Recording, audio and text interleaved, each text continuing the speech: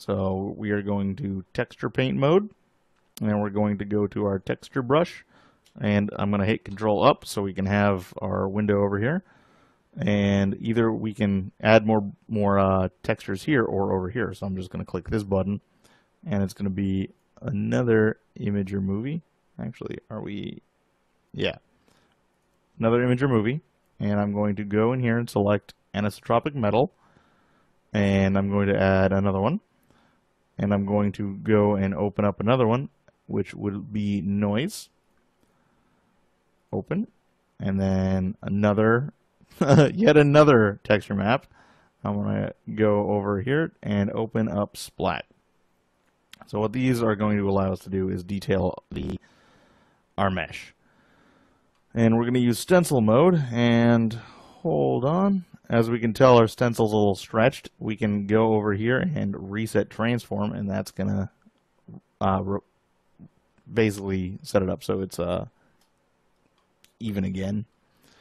I want to select my noise pattern. I want to select add for my blending mode. I'm going to lower the strength very low, like 70-ish. And I want it to have a kind of purpley bluish color because I want it to play with this this darker purple. Let's also like drop it down a little bit. Let's go from brush mapping to 3D. Actually, I believe viewplane will work as well. That is a little bit too much. Let's go check out our stroke method. Let's do space.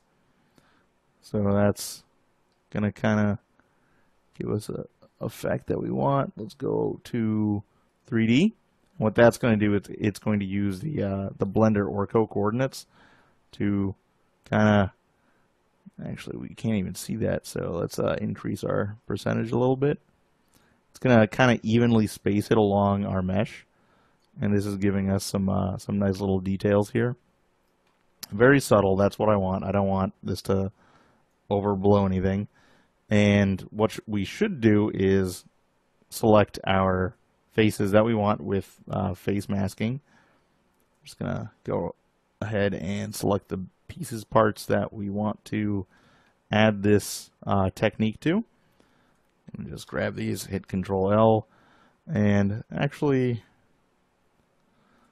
a few of this area too.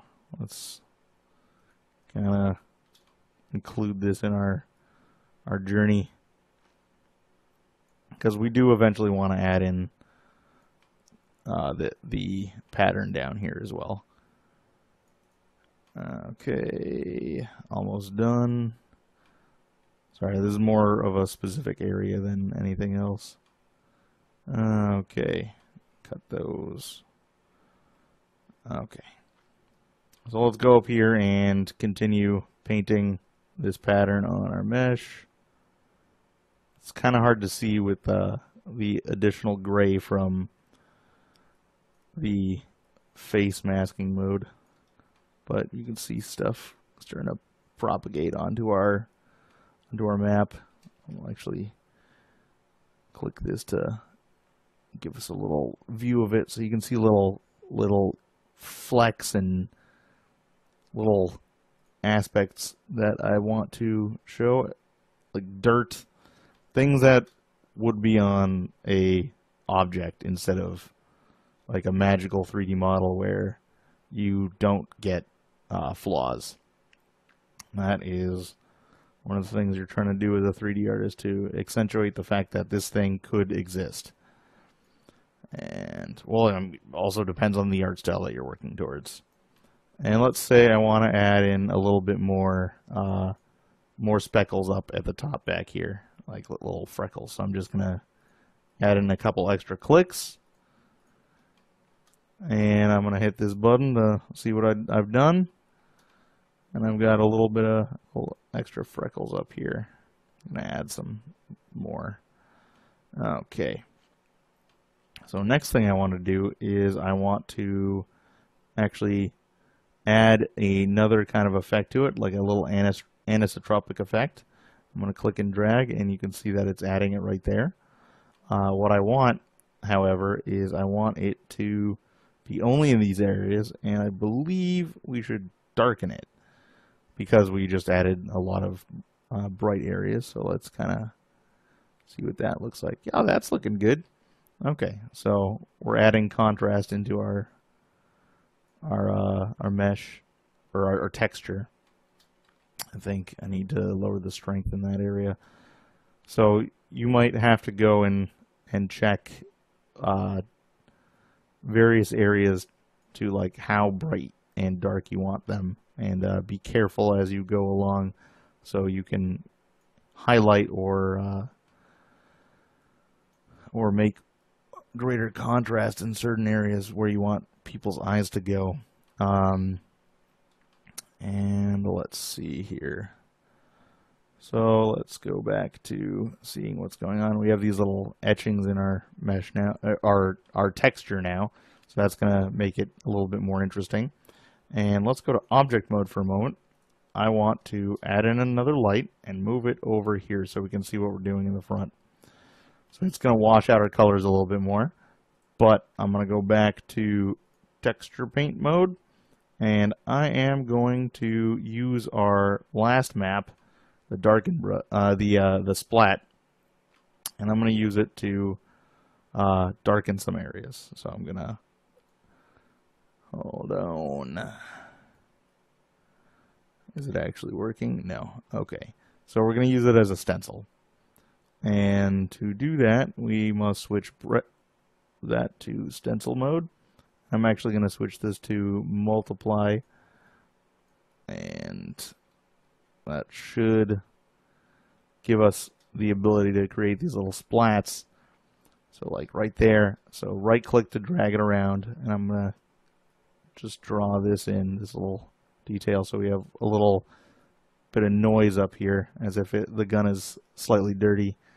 I'll just put it in a few different spots, so like up here and other places where dirt might catch. So a couple here. I can always just right click to move my spot, and in these little grooves. And you can use this to actually create edging on your model as well. And that's actually a technique that I love using all the time. So let's get a little bit of dirt on this handle over here. Screw it, even the wood can be dirty, so that's fine. But it's a subtle effect that we're going for, because well, dust is kind of hard to see in real life. And I'm gonna bring this back out and turn off my stencil so we can see that we've added a bit of noise in some areas where some dirt has collected, which is quite awesome. And make sure to save. Always remember to save. And in the next session, we are going to translate some of this data into specular data. So I'm going to save my image. And okay, so the way to do that is to first go and make sure that you are in texture draw or texture paint mode, and I'm going to select face selection masking. It looks like it kept our selection from last time, so that's fine. I'm going to hit Control up to make this view huge, and now I'm going to select my splat texture map, and I'm going to switch my brush mapping to stencil. So now it's going to pop up in our main view. I'm going to right click to move it around, and now I'm going to hold down Shift and right click to scale, and then I'm going to hit Y, and that's going to scale it along that axis. So what I want to do is I want to create a thin streak. So make sure to hit Y every time you want to scale it. And now let's start painting. So I want there to be a little bit of edge wear, and you can also rotate it by Control right clicking and move it around. So I want a little bit of wear over here. I'm going to select a more proper color, like a very light purple, and I'm going to turn the strength down a bit. So I'm going to do my first stroke, and I'm gonna see how it goes. So right now we're lagging a little bit, which is perfectly fine. And let's see what that looks like. So there's a little bit of little ragged wear there. That is exactly what I want. And I think I want to add another one up here along this facet to basically show that this is where the object has rubbed up against something else. And finally up top here, just going to add this. Okay, and of course we can do little edge effects right here. Just going to rotate it into place, click and drag to draw, and then continue rotating it and placing it to where you want. So you see this effect on a lot of models with paint and like surfaces. It's just to really like show that there's a wear there. And for some reason this is angry, so I'm just gonna draw in there. We can also add like little scratches and stuff with this technique. And what I'm gonna do is I'm just gonna go around basically everywhere that I feel like would come in contact with a another surface, like these, basically the edges. I'm just gonna add this effect to. So click and drag, and because I'm lagging, it's going to take me a little bit longer to create this, but for you at home, you should be able to do this in pretty short order. I'm just going to go along our object and do that all over the place. So that's a good technique to start on.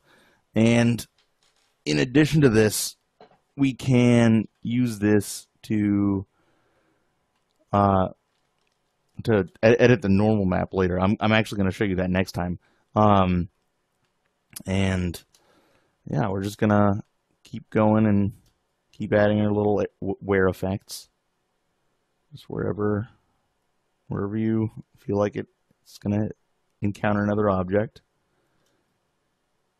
And you can actually, I'm actually going to lower the strength a little bit because I want some of these areas to be more subtle, and you don't have to draw the whole line. You can hit only a couple parts, which would be potentially more realistic depending on the object's lifetime. So like, actually, check it out. So like the gun barrel, I don't have it going all the way. I have it only hitting certain parts, and I'm actually going to have it extend a little bit further over here. Go over here, just in this area. So there's an additional scratch, and it's basically creating little lines that appeal to our visual side, where we go, hey, is there a piece of detail in this area? Yes, no. And it makes it look more realistic, etc. So I'm just going to keep doing this, creating these little wear lines. And also notice that we've been using this texture for multiple things. So like we actually used it to create these little splotches of dirt before, but now we've just kind of scaled it and we're using it in this aspect now. It's like a workhorse material. It makes me really happy. Just wear and dirt and detail, and just a good time overall.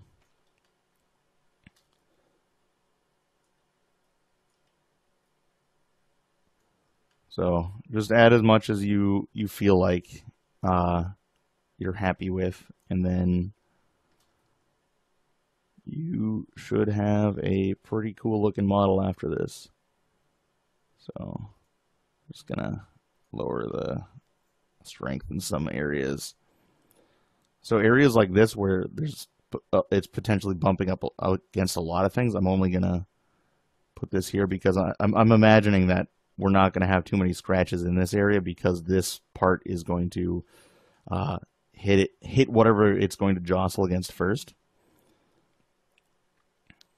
And we can also add in little variations and scuffs along these different areas as well.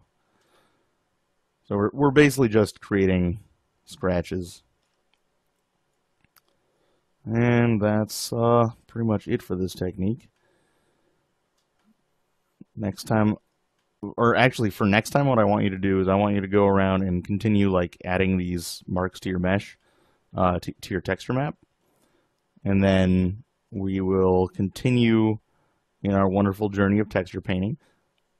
What I'm hoping that you're learning is that Blender has some really powerful texture painting tools. Especially in the fact that it can paint in multiple channels real time. So like, say, normal mapping, etc., which we are going to tackle in the next lesson. And just gonna keep adding these details. And it's okay if you miss a little bit. I mean, scuff and wear is never regular, so, but it just kind of helps show you what's going on. All right. Dirty this object up. Okay. And I'm going to keep going up here. So yes, for next time, add some more detail, and we'll meet up again, and I'll show you the normal painting process, and then actually how to apply it to your normal app. All right, see you next time. Real time with our new textures. Okay, so first things first is we need to create a new map. So go hit tab, go into edit mode, then go down here, hit plus. We're gonna make a new map called normal add. Normal _ add. And width and height, make sure that they are within the same scale as the rest of our maps. Hit OK. Now go over to the material editor. Then click back over here to have material space textures. And I'm going to actually relabel these things so I can know what I'm affecting. So text is going to be diffuse. And this is going to be normal. And this one is going to be spec. Okay, so finally we're going to add a new one. And this is going to be a additional normal channel. So image or movie. And we're going to open up our normal add. And notice how it's already updated over here into the color channel. What we want to do is we want to make sure that image sampling is not on normal map for this, because we're going to treat this as a height map, and coordinates are going to be UV, and we're going to change from color to normal. Okay, so now if everything goes right, we should be able to paint directly to our normal add and watch the changes update in real time. Okay, so I'm going to hit tab again to go back to texture paint. Going to hit control up so we can see our whole area. And I'm going to switch our texture brush up a little bit. I'm going to reset the transform, and I'm just going to kind of see what happens when I paint. Oh, also I should turn off the hue and saturation. Okay, and now if things work out, we should be painting in our normal channel. Got to kind of up that a little bit. Okay, and that is not working. Let's try taking alpha off. That is also not working. This was working moments ago. Let's try just text draw. Maybe it does not work like that. Turn off stencil, go to tiled, and now click and draw, and lag. Click. Oh, there we go. Okay. So now we have our map showing up in real time. Apparently you can't do that in stenciled. I'm just going to make absolutely sure, because that was, it should work. I'm going to click and drag. There we go. So there was apparently something strange going on with our other brush.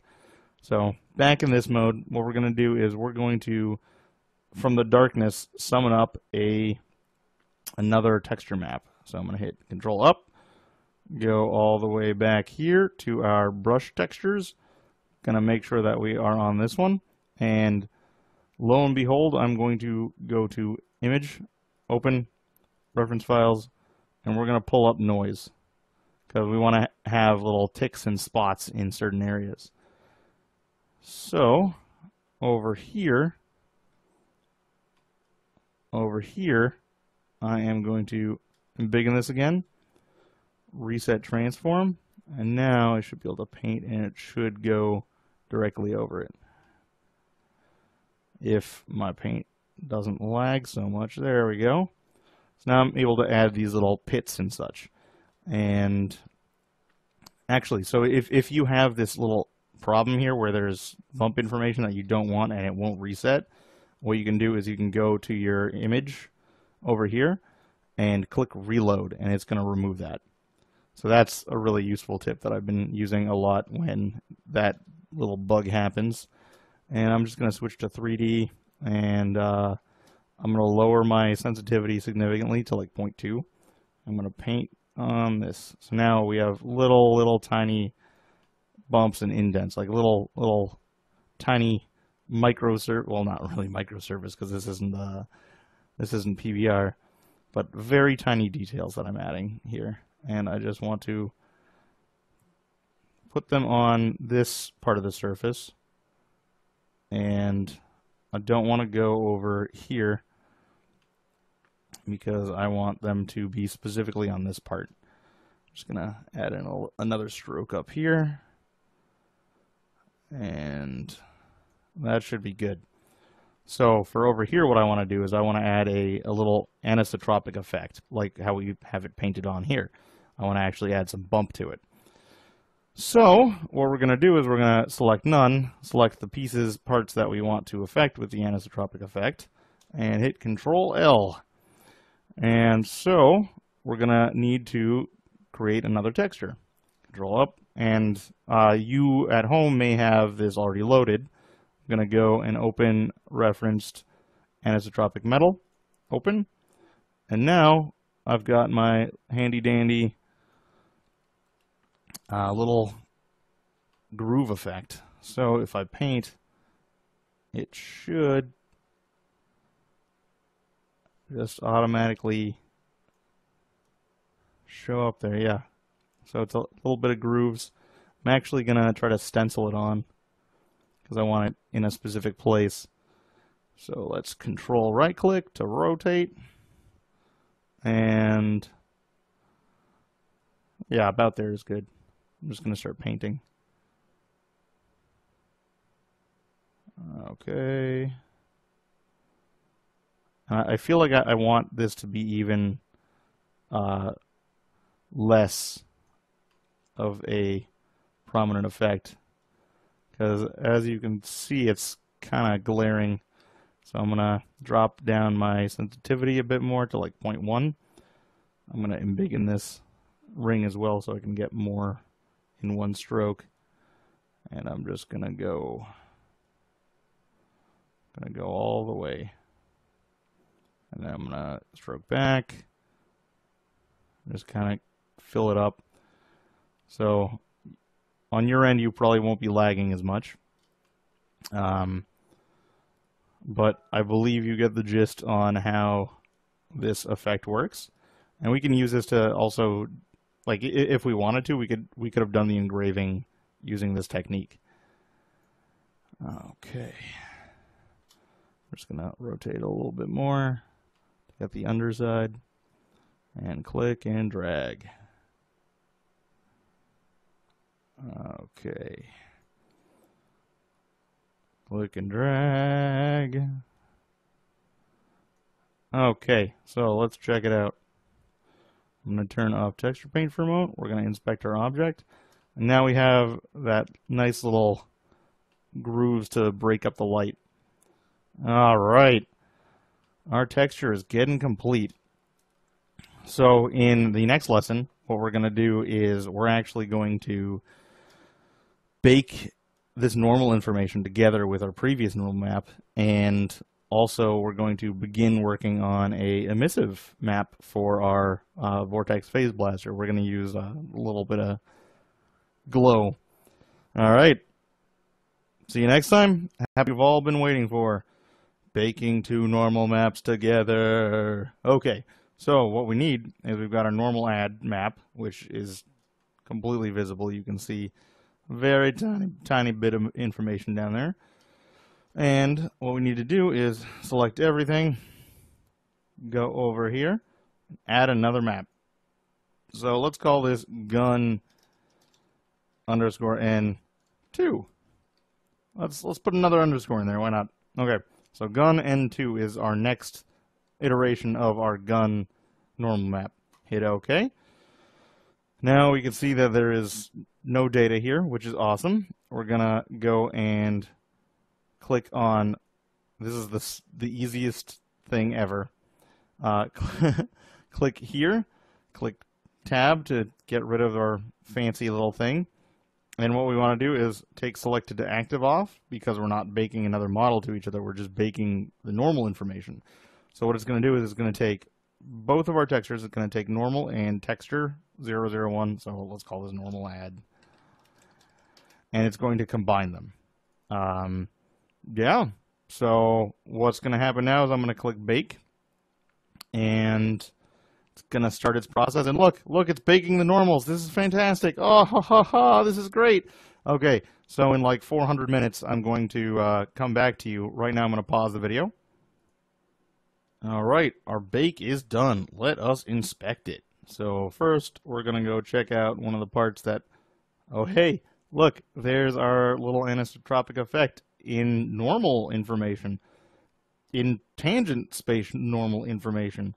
So what we're going to do right now is we're going to throw our hands in the air and yell, huzzah! And everyone at home, do it with me. Huzzah!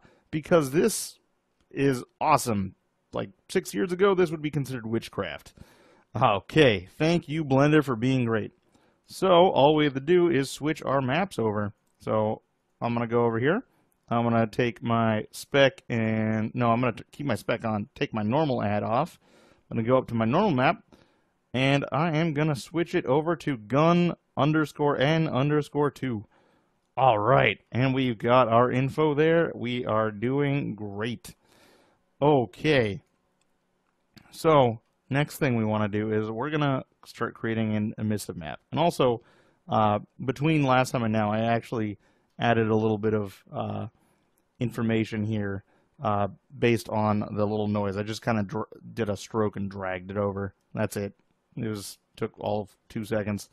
Okay, so what we want to do is we want to add an emissive channel. And how we do that is we go down here and, actually no, even better, we're going to create yet another map. And also remember to save your maps, save image. Oh no, save as image, because we have to make a new image. So now it's gun N2. So now I don't have to do that again, which is great. And I'm just going to create a new map. And we're going to call it emissive. And this is going to be useful because when we bring it into our game engine and we want glowy bits, we can actually have them glow. So with height correct and color, yeah, that's fine, because everything we don't want to glow should not have any color. I'm going to hit OK. And now we have the prototype for our emissive map. Over here, click New, Clouds, Imager Movie, Open, or no, not Open. We're going to click the little picture icon and we're going to select Emissive. And way down here at Image Mapping, or not Image Mapping, but we're going to switch from Color to Emit. And hopefully what it does is it's going to work out properly. Actually, yeah, emit should be fine. And let's drop it down to 5 because we don't really need it to be glowing here. And coordinates UV. Okay. And let's go back to texture paint. So we don't really need to do anything super fancy with textures or anything. So I'm gonna kind of turn this texture off. I'm going to hit F because we want to keep this. I'm going to hit X. Okay. So what I want to do is I want this to glow kind of like our color of our gem. So kind of purpley pinkish, kind of fuchsia. And yeah, what we're going to do is we're going to select our area. Actually, not going to use circle select. We're just going to right click if it permits us. Oh, we have to turn off stencil because stencil is causing us a problem. I'm going to switch to 3D. I'm going to select that. I'm going to select our little icosphere down here and hit Control L. So we actually we need to do that. Select linked.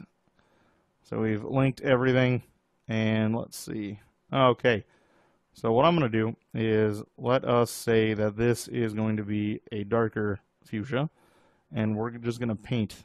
We're going to paint all around if it'll let us. And let me just make sure that our stroke method is correct. I want to switch to dots for now because that's a little bit faster. And we need some influence, so I'm going to put it to 100% and just kind of start painting. And it's okay if it doesn't show up. Actually, we should just switch this to a color map so we can see what we're doing. And turn on emit too. Because, I mean, Blender's not really going to use this information anyways. This is purely going to be in our other game engine, so we don't really need to worry about it here. And just kind of paint this out. And we want the darkest colors first because it'll be easier on us in the future. And just going to kind of color this. Get that. Okay.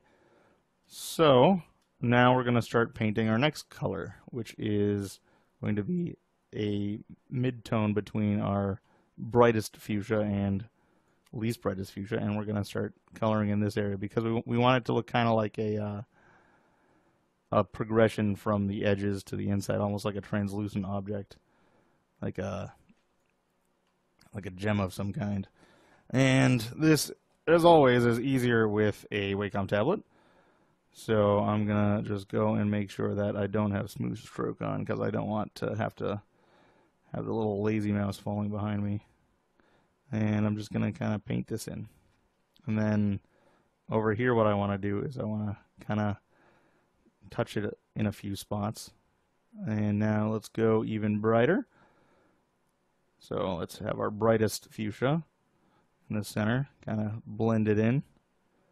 And down over here, kind of actually lower it a little bit and touch in a few places. Kind of touch and drag to get a little like effect where it's kind of uneven. And now what I'm going to start doing is moving towards white. And I'm going to just fill in this area. Actually, I'm going to undo a little bit. I'm just going to fill in the area. And we're going to get closer to white. And fill that in. Okay. So that's going to be pretty bright. And I'm going to add in a few streaks down here as well.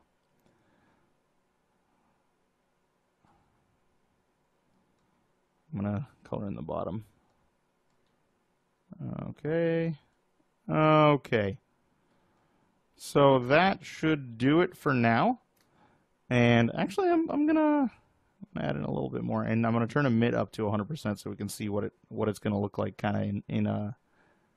I'm gonna take a sample and just kind of blur it over a little bit. Sample, kind of. I like how the lag is causing me to have a little bit of a spotted dot effect. I'm gonna say that's awesome, because it's kind of billowing out a little bit, and I want that. I didn't mean for it to happen, but it's kind of awesome. And sample, let's darken the edges a little bit more to make this effect a little bit more accentuated. And I think this is going to look wicked with a glow filter over it. All right, so let's look at it from this angle. Sweet, awesome. Okay, so next time we are going to start preparing our model to go into Unity. See you in the near future. And I'm completed. Okay, so first things first is I want to add another glowy portion to our weapon, like the little front bit, the pointy end. So I'm going to zoom in. I'm going to make sure that I'm on texture paint with face masking on. And I'm going to right click, hit Control L to select linked. And now I'm going to go over here to our image, our emissive map.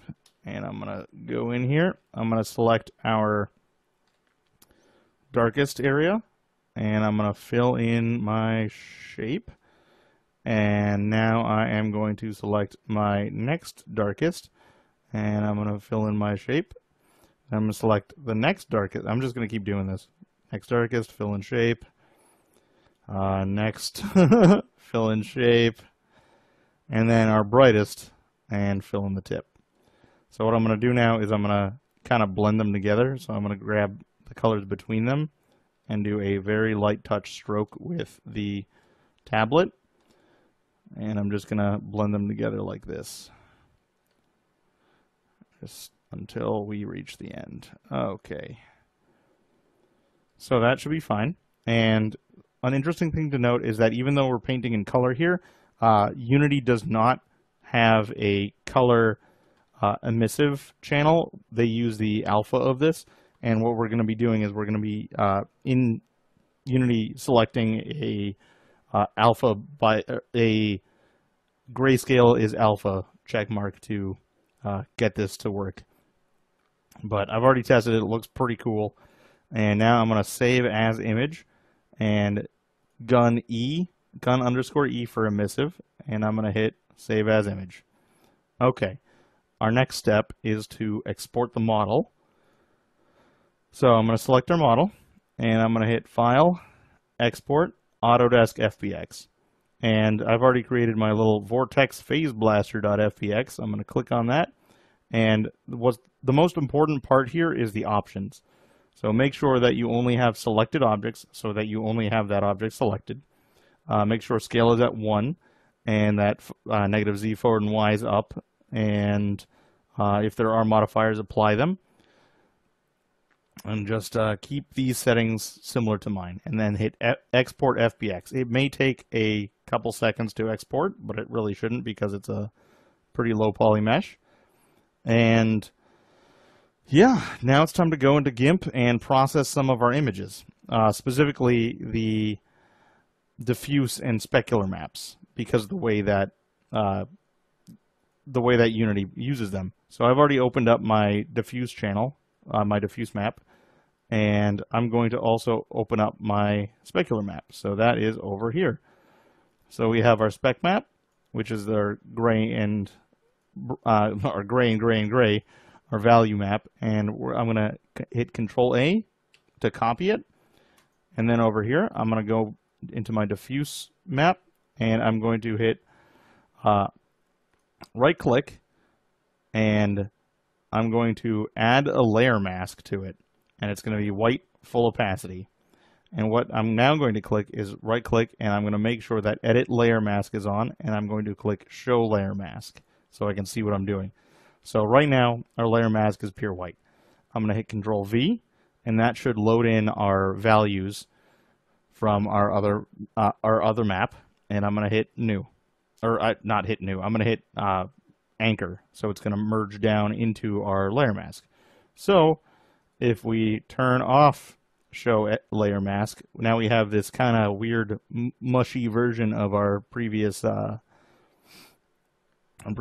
diffuse, which I'm now going to save as, actually you have to export it from GIMP, or depending on the version, as gun underscore DS, which I've done here.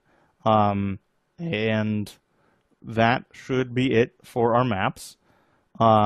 I do want to talk a little bit about normal maps, specifically in regards to different engines. Well, actually, DirectX engines versus the OpenGL engines, because they actually, there is no standard version of tangent space, which is what we're dealing with right here. So sometimes green is up, sometimes green is down. So like if you're working on a project and you bring your normal map into an engine, and some of them it'll look great, some of them they won't. Luckily, Blender and Unity are use the same spaces, but if you're going to be going to, say, Unreal, they use the DirectX normal space. And what we have to do is click on channels and basically isolate the green one. And I believe now if we invert, it's going to flip the green channel, and that's all we have to do. And then we re-export it, and basically what that's doing is it's telling the color space to go in a different direction, and it's telling our normal map to be set to a different direction. So that should be fine for DirectX. We don't have to do this for Unity. I'm just showing you in case you are going to the Unreal Engine instead of Unity for this. All right. So this is going to be a little bit of a shorter video, and next time we're going to actually be importing our meshes and setting them up in Unity. All right. First, we have to actually import our objects, and that's kind of easy. We got to pull up our Explorer window, which I have conveniently here, and we're going to pull in our texture maps that we need. So Gun DS, Gun E, Gun N2. So those are the texture maps that we need. I'm going to just drag them over into Assets. And it's importing and applying settings and stuff. We have to go to a normal map, and we have to make sure that it is a normal map. So just click, click, and hit Apply. Oh, also uncheck Create from Grayscale because it's actually a normal map. So also Gun E, we need to set Alpha is Grayscale. Apply. And yeah, now we need to bring in our model. So it is time to bring in our model. It is Vortex Phase Blaster, Vortex Phase Blaster, Vortex Phase Blaster.fbx. Click and drag. Okay. So I don't need this anymore. I'm going to click and drag this into our scene. And I can just put it in the hierarchy. And now I'm going to double click on it. Oh, it's so tiny. So what we're going to do is we're going to mess around with some import settings. Select this in the assets. Change the scale factor to 1 from 0.01. Because it's used to bringing things from Max, not Blender. And just to give you some information, the scale factor from Blender is 1 Blender unit equals 1 Unity unit. So now we are in Unity. And what I've done is I've gone to Assets, Import Package, and if you don't have Pro, you won't have image effects, and that's actually how I'm going to have a little glow effect on our camera. I then went to our camera, added a component, searched for glow, added our glow script, and then I set the settings 1 for glow intensity, 5 for blur iterations, and 0.5 for blur spread. To glow tint, I dropped down the intensity here. That's actually going to lower how crazy our object glows. And now we're going to go to materials. So I'm going to create a new material. So I'm going to right click. Actually, now I'm going to click create and then material. And I'm just going to call it Vortex Phase Blaster. And I'm going to put a M underscore so that we can search for it quickly. So all materials will have M underscore and then blah. Okay, so up here we're going to switch our shader to self-illuminated bumped specular. And it's yelling about how it's angry and wants a normal map. We're going to click and drag our Gun N2 over to our normal map. We're going to click and drag our Gun DS to our base RGB gloss. We're going to click and drag our Gun E to our illumination channel. And now we're going to click and drag this whole thing onto our mesh. Boop. There we go. And it's looking pretty snazzy already. So as you can tell, we've got different levels of specularity on different objects. And I'm lagging tremendously, so so it kind of flipped. Yeah, it's looking pretty cool. So technically this is all we need to do. and we have gone in our long 5-hour journey from a plane to a fully modeled and textured weapon in Unity.